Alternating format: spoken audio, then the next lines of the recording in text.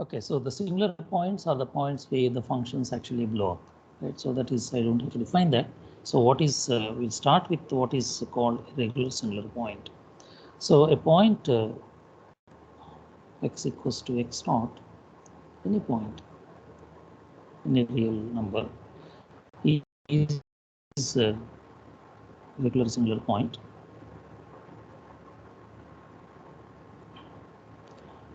Now regular singular point is for an equation of an equation like this: y double prime plus ax into y prime plus bx y equals to 0. If the following is, if when I multiply this ax by x minus x naught, okay, and the bx by x minus x naught square, okay, these are real analytic. These are real analytic at x equals to x naught or around x equals to x naught. Okay, that is at around the point x equals to x naught, you are able to write the Taylor series expansion of these two functions. Okay. Then we say that this is the regular singular point. So for simplicity, let us take x naught equals to 0, and then I can write this whenever you have a situation like this, I can write that equation in this form. Okay, so a simple case is the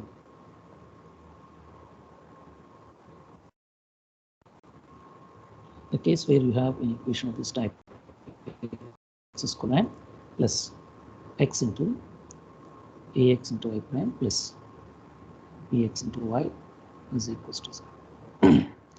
So once we write this type of an equation, when this reminds us an equation of so-called, okay, when a, b are constants, so ax equals to a and bx equals to b, constant. Okay, then we call this as, this is Cauchy-Euler equation, known as Cauchy-Euler equation. Tell a little brief about what is this equation. So you have x square y double prime plus x a into y prime plus b into y equals to 0. So when you try to solve an equation like this, you can guess what the solution should be. So that is because you see the structure of the equation. Right hand side you have this to be equals to 0, and you take any function and look at the second derivative of this and multiply by x square, and similarly take the first derivative, multiply by x and the function itself. Okay, so the sum of these things should be equals to 0. So this suggests that the function y will be in the form of x power. It's only a guess. Maybe in the form of x power.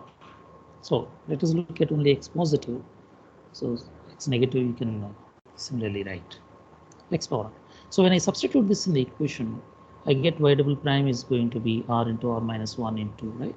So you can write y prime equals to r into x power r minus 1, and y double prime is going to be r into r minus 1 into x power r minus 2. So when we substitute this, we get r into r minus 1, okay, into x power r plus a into r into x power r plus b into x power r.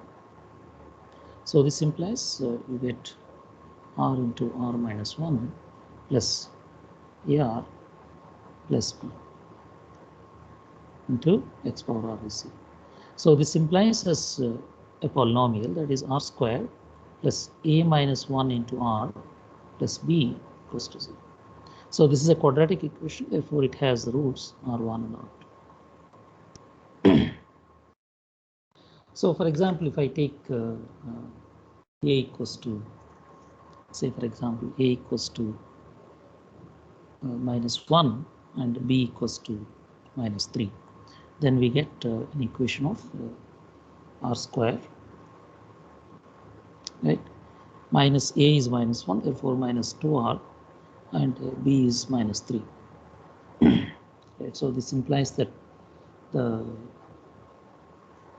this can be written as r minus, right, r plus 1 into r minus 3. So this implies r equals to minus 1 and 3. So this basically gives us the solutions as y equals to x power minus 1, and also other solution is x cube. So it depends. No? It depends on what the coefficients are. It may be possible that all the r can be negative, and it is possible that all r can be positive, can have the positive roots. Right. So in that case, we are going to get smooth solutions. The smooth solutions means that the solutions which are real analytic functions. Otherwise, you get functions which are singular. So that means there is a possibility of, in this case, the solutions coming in the form of x power minus 1, okay, or x power minus r, where r is positive. So this is the one which motivates us to think about, okay, a solution of this type. So this motivates us to think about, to assume the solution y x is going to be x power r into ck x power k.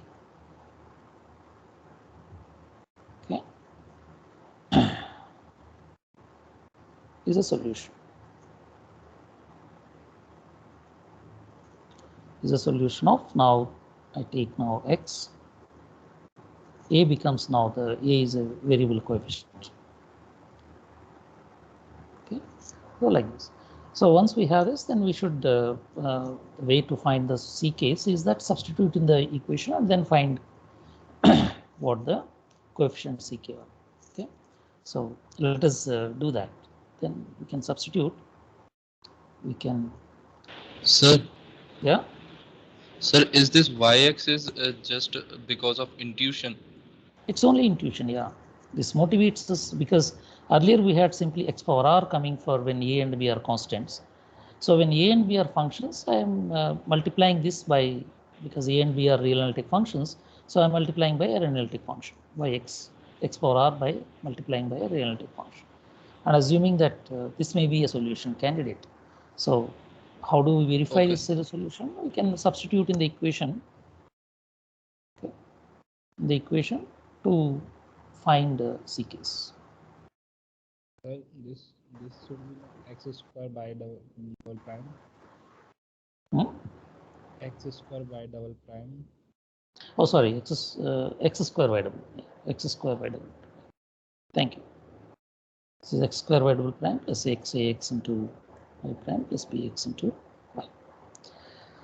Right. So this is the basic idea. So we have to describe. There are two things that we are going to do here. One is when we substitute in these equations, this function in the equation, what is that we are going to get? Okay, what are all these are? Okay, and ck's. Okay, definitely the ck's are going to depend on r. So what is that relations between ck's and r? Okay, can we always find the solution ck's or not? First is to find formal series expansion, assuming everything that is the series is a real analytic function. Therefore, you can differentiate, assume all these things, and then under what conditions on R, you can find the ck's. Or is there any relation between ck's and R? That is the first thing to explore. And the second thing is the convergence of solutions, the convergence of the series. That is whether if A and B are analytic functions, whether the solution here, what we are writing here, whether we can say that all solutions are on this type. Okay, so these are the two things that we will explore. Part 1 is done completely in the lecture notes. Part B, I didn't write the proof, but you can refer to the textbook, or when I will teach, you can note down that.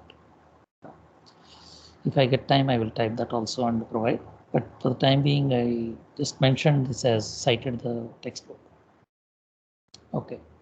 So let us first start doing with an example. How this method is illustrated. Okay. So take problem x square y double prime plus 3 by 2 into xy prime plus x into y equals to 0.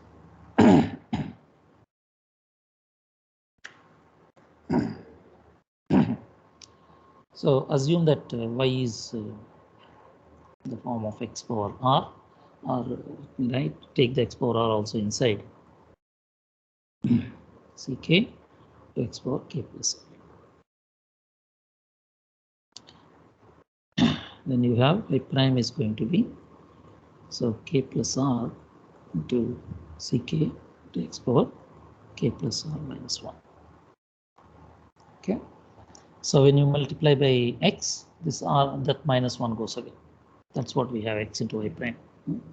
So similarly, y double prime is going to be the k plus r minus 1 into k plus r to ck to x power k plus r minus 2. So when we multiply by x square, so I can substitute this in the given equation. So this is x square into y double prime plus 3 by 2 into xy prime plus x into y. So this becomes, I can write the series from k equals to 0 to infinity. So multiply this x square y double prime by x square. So the effect is going to be, you get x power k plus r. So you get k plus r minus 1 into k plus r to ck. It's the first term, plus 3 by 2 to x into y prime. So when I multiply this y prime by x, I get again k plus r into ck. Okay. And these things are multiplied by x power k plus r, right? So this is multiplied by x power k plus r plus one more term is there. So that is x into y.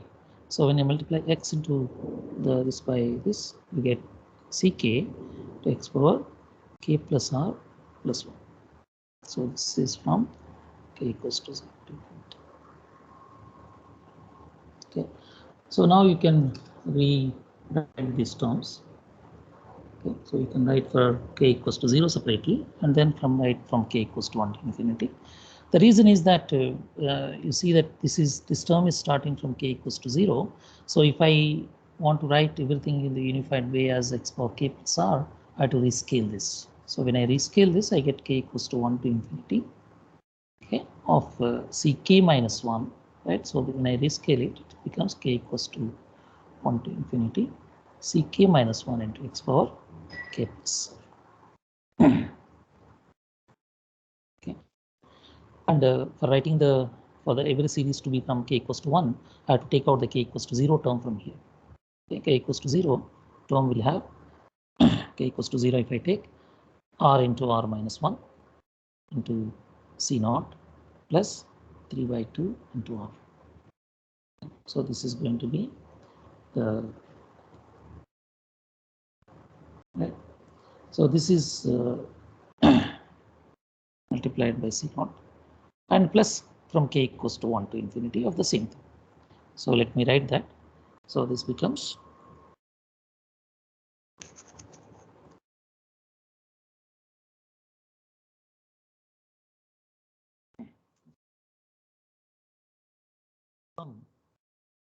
right, the first one, that is what I wrote, r into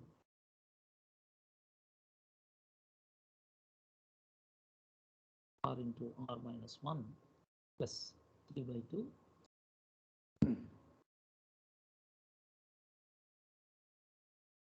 multiplied by c naught plus k equals to 1 to infinity of the sum. What is there? There is k plus r to k plus r minus 1 plus 3 by 2 k plus r times the ck plus ck minus 1, the whole thing multiplied by x power. So this is equals to 0. So this is the one which we call it as. Okay. So if I call this as PR, this equation becomes PR into C naught plus K equals to. So there should be x to the power r in multiplication with c naught. Yeah, C naught x power r. Thank you. X power r. Yeah. K equals to 1 to infinity. Of this is now P r plus K. Okay, into Ck plus Ck minus 1 into x power k plus. Right, so when we make this thing to be equals to 0, we get, so this polynomial, this PR is called the indicial polynomial.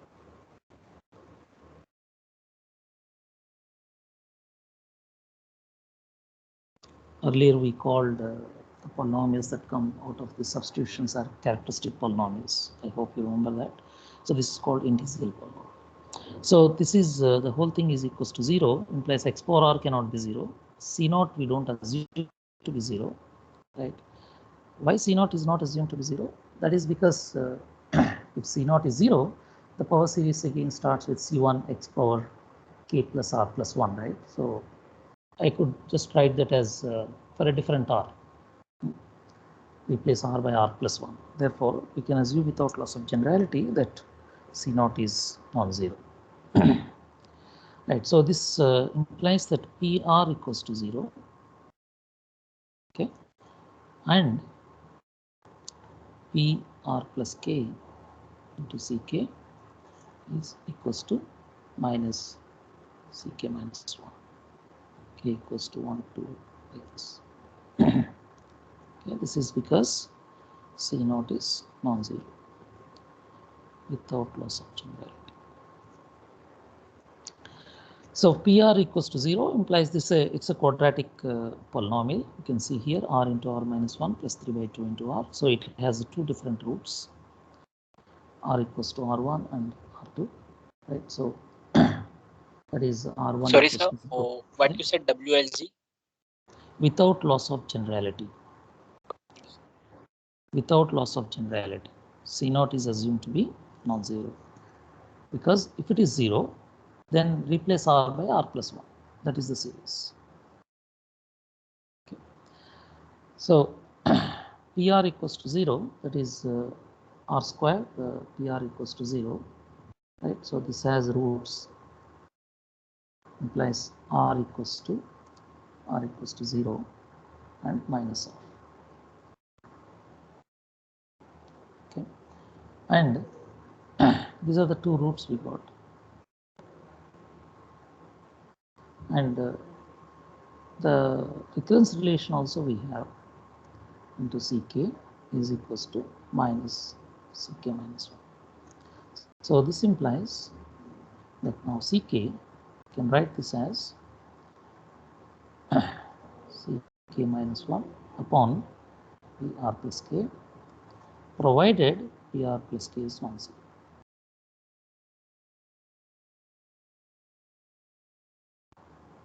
For any K. For any K.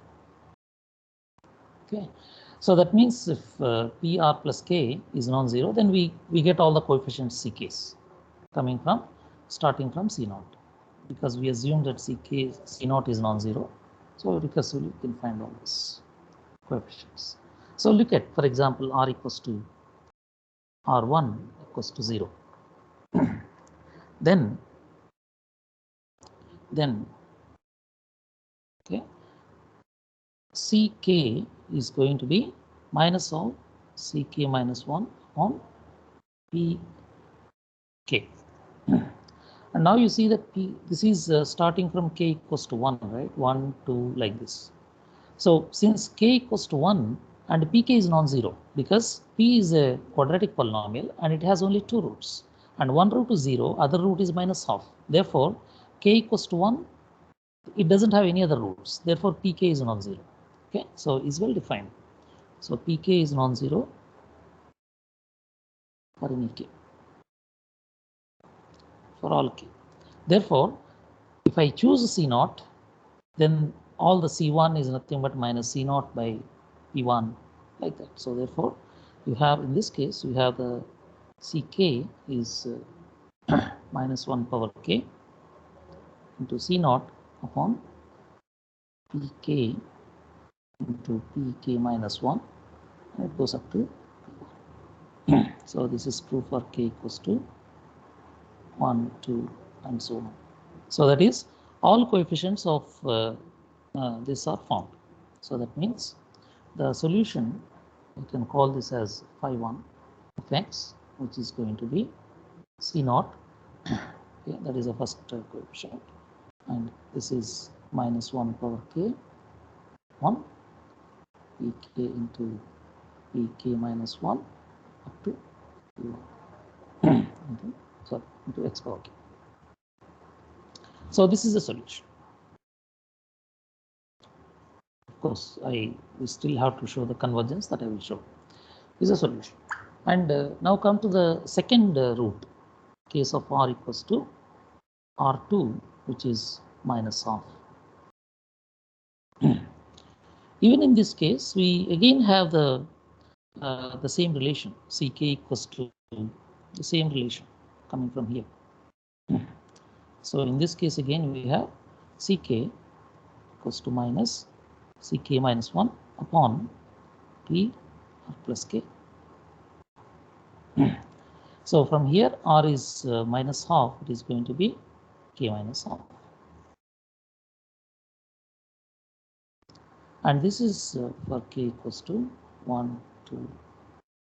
Now again, you see that pk minus half is non-zero for any k.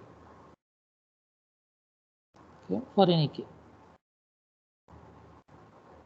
That is, again, the same reason. P is a quadratic polynomial and it has only two roots, 0 and half. Therefore, for k equals to 1, it is going to be half. K equals to 2, it is 3 by 2. So none of them are roots. It doesn't have any other roots. Therefore, all coefficients are again determined.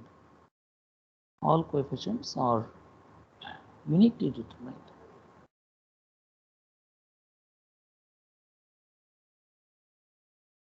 And that implies the solution phi2. That implies the solution phi2. Okay. So how the phi2 will look like now? The phi2 will have C0 into x power r, that is minus half, plus C0 into x power half minus half to the sum of, you can write here the coefficients like this, x power k upon p of k minus half into p of k minus 3 by 2, and so on up to p half. Okay. So these this solution phi2, okay, is again a different solution from phi1, right? You can see that first term is linearly independence is not difficult to show. So I told you that one, you cannot write phi1 as a constant multiple of phi2. That's easy to show. Directly you can show this. Right, so phi1, phi2 are linearly independent.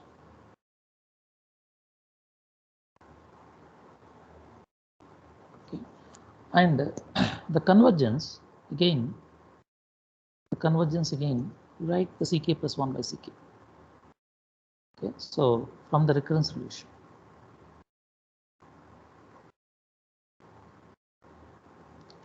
So from the recurrence relation, we have the ck plus 1 by ck is going to be 1 upon p of k plus r plus 1. Right? So we know that p is a quadratic equation in k plus r plus 1. Therefore, this goes to 0 as k tends to infinity. Okay. Therefore, the series that we wrote ck into x power k converges for all x. Right? Therefore, x power r into plus ck into x power k also converges, because it's only multiplied by x power. So this is how the we can see that the method is working.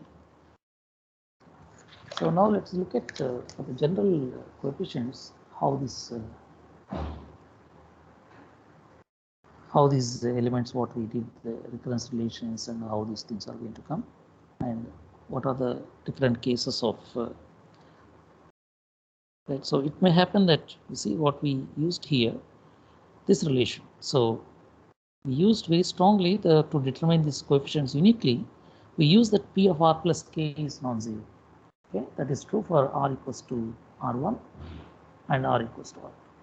But that may not be the case always.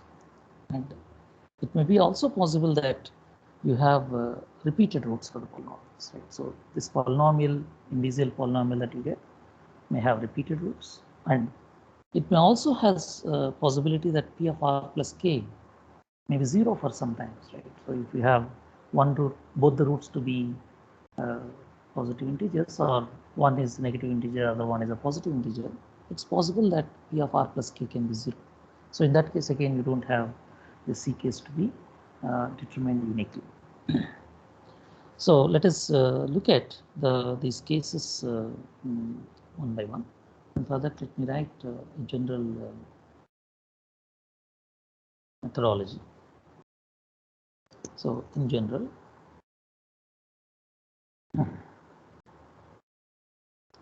so these calculations I will use it again and again. I mean, again when we do the convergence of the solution.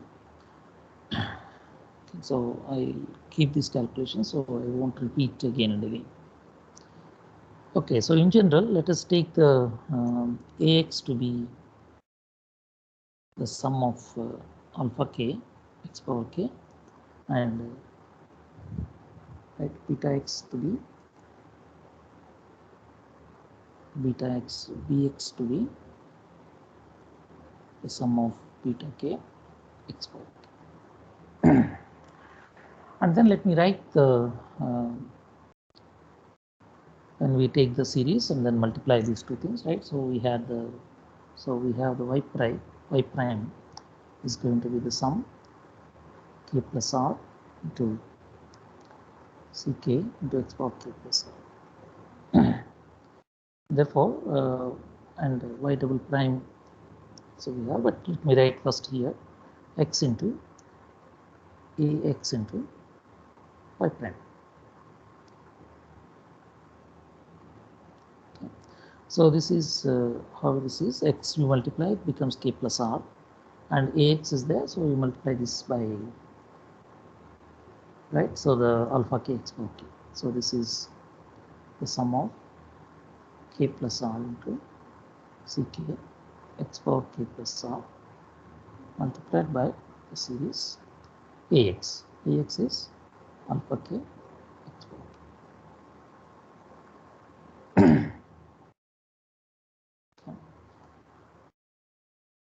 So you can write for multiplication, so you can write this x power r as outside the series.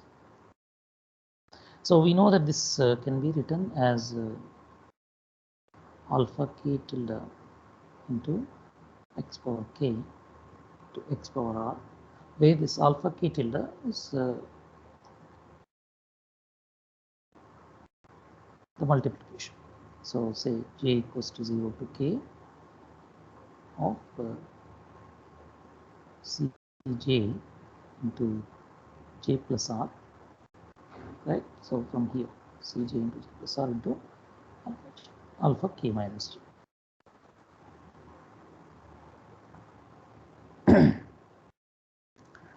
Right, so this is one coefficient we have, and the other one is the same. You multiply by, you write what is y double prime, and right, and x square into y double prime is there. So other one is x into, sorry, other one is bx into y.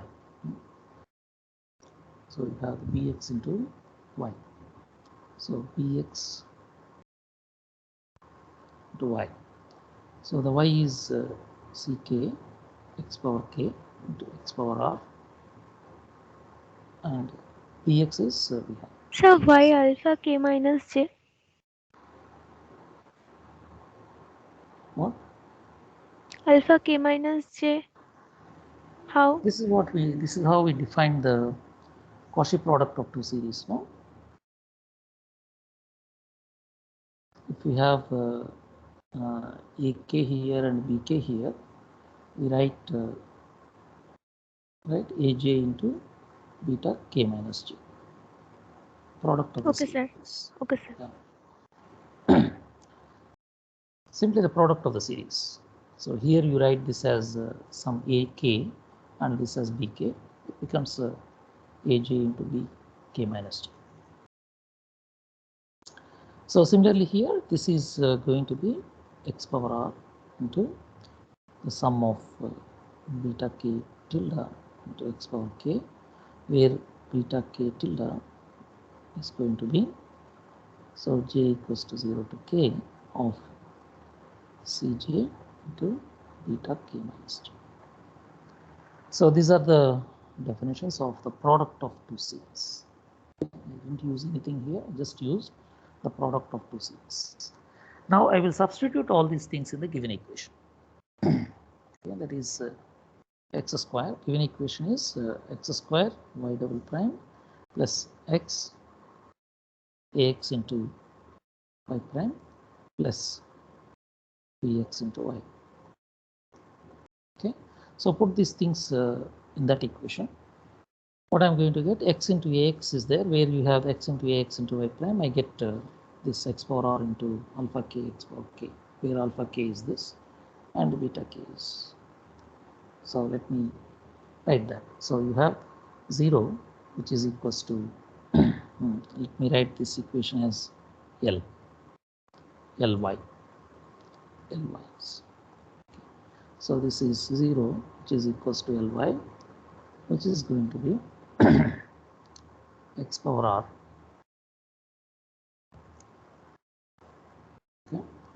The sum y double prime will have the k plus r, okay, into k plus r minus 1 into x power k, and because x power r is outside, right? And the other two things we already have. Other two things are in the form of this one, right? Alpha k tilde and beta k tilde, right? Multiplied by x power r. So x power r I am taking it out.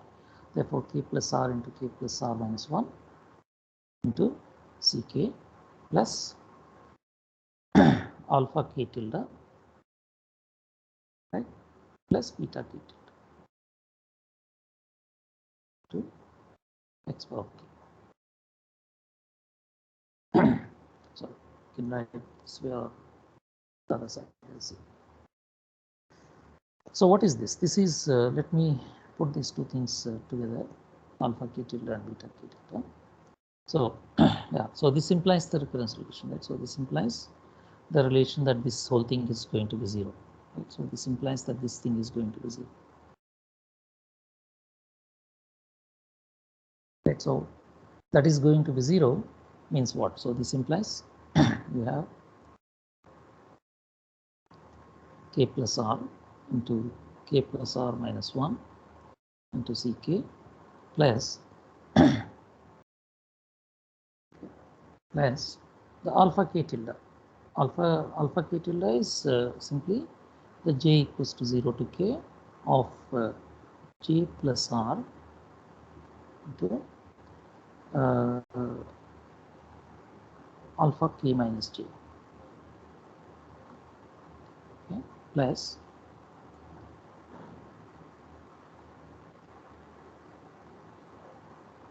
into, there is a cj here, cj plus the sum of cj into beta k minus j,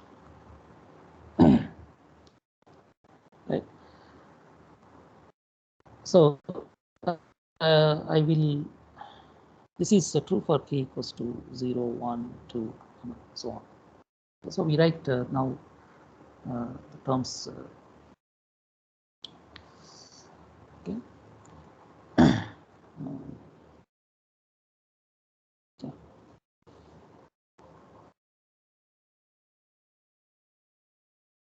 So you can see here the again k equals to, so for k equals to 0, k equals to 0 terms separately, okay, separated out. So we get the polynomial which is which is r into r minus 1. Okay, so you get pr into c naught into x power r plus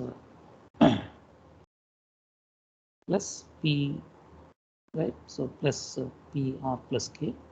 This is what basically the equation turns out to be, this one, pr plus k into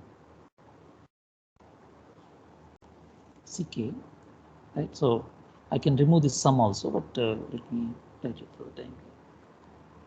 The sum of j equals to 0 to k, right, of j plus r into alpha k minus j plus cj plus, right, the beta k minus j into cj equals to 0. So so this implies that pr is 0 because c naught is non-zero, right? So pr is 0. Tell you what this pr is. That is basically something which is coming for k equals to 0, R into R minus 1. right? Yeah, so it's not r into r minus 1. There are some things here also. So there are constants which are coming from here also. Or you write the things coming from here, you write k equals to 0. When you write k equals to 0 here in this equation, you have when you write k equals to 0, you have the r into r minus 1 into c naught plus alpha naught plus beta naught, right? So this is how it is, into c naught. Of course, c naught will be there also, because alpha naught tilde has c naught. So where this pr, sir P R plus H कहाँ से आया? कहाँ से? Sir P R plus H into C K, r plus k, r plus k. ओ sir ठीक है sir. This one only. See, you write this equation. This is what we saw in the example, right? So it looks exactly the same.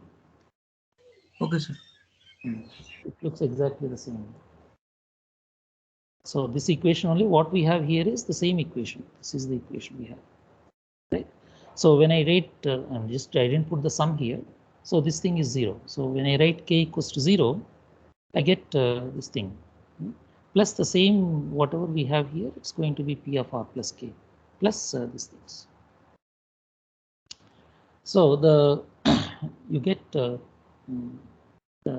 equation like this, that is pr into c naught, okay, plus p r plus k into ck plus the sum of j equals to 0 to k minus 1 into j plus r. These are basically the alpha k tilde and beta k tilde into cj into alpha k minus j plus the sum of j equals to 0 to k minus 1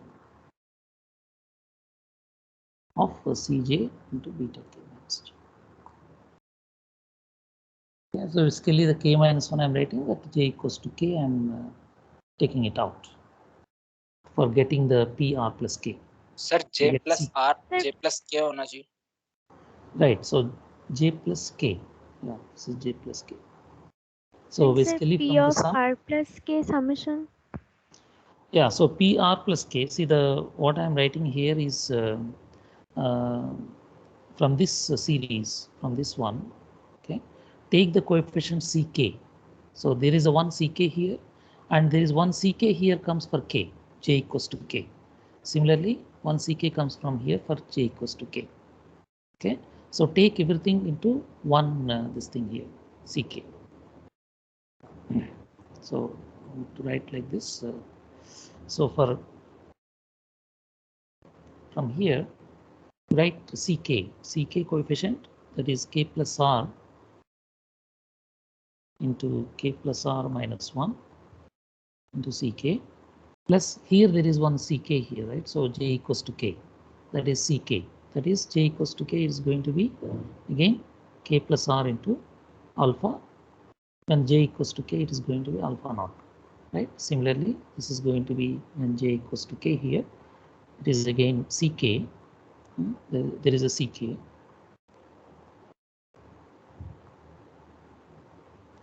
plus here also ck into beta naught, right? So this is the term that you get for j equals to k, plus you have the term j equals to 0 to k minus 1, okay, of the same thing, j plus r into alpha k minus j into cj, plus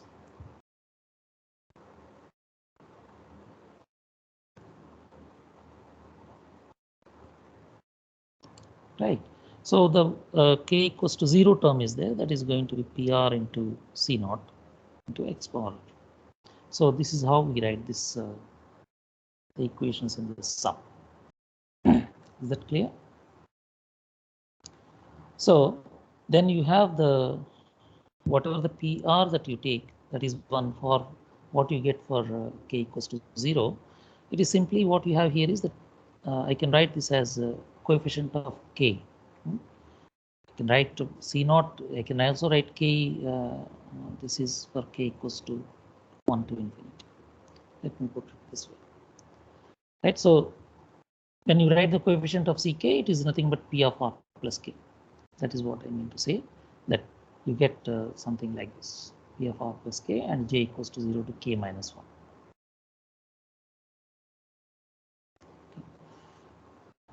And pr equals to 0 implies r equals to, you have two roots r1 and r2.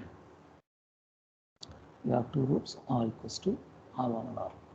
So for each of this r1 and r2, we can find we have the other ones. So and also p r plus k into ck is equals to minus of j equals to 0 to k minus 1 j plus k into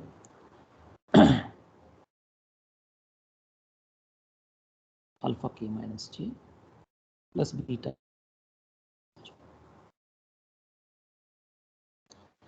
So if p of r plus k is non-zero, okay, for r1 and r2, we get two solutions. So we have when that is possible, that is the first case is when r1 is not equals to r2, okay, and the say when I say it is r1 is not equals to r2, let me take r1 to be less than r2, strictly less than r2, and r2 is not equals to r1 plus k for any k, or r1 plus n for any n, for any n which is a natural number. Okay, so this is the first case. In that case, what happens is the p of r1 plus k is going to be non-zero for all k, and also p of r2 plus k will be non-zero for all k. Okay, so this is the case where you can always find the c case by dividing this by 1 upon p of r plus k. Okay, so in this case, this implies the first solution phi1x, and this implies the second solution phi2x. Okay, so this is in the form of x power r1 times the series ck x power k, and this is going to be x power r2 times some ck x power k. Right, so this is the method on the first case, that is when the roots are not differed by a positive integer. The roots does not differ by the positive integer. That's what exactly was happening in the first example that we took. R1 is 0 and R2 is minus half. So the difference of these two things is going to be half, which is not a natural number. If the difference is a natural number, then we can't determine these coefficients uniquely, So far what we have seen is that one case where we can define these coefficients uniquely. Okay. So I will describe this, continue this method in the next class about when the roots are seen and also when the roots differ by a positive number, positive integer or by a natural number. Okay, and then I will do the proof of convergence. So I will stop it here. Any questions you have, you can ask me.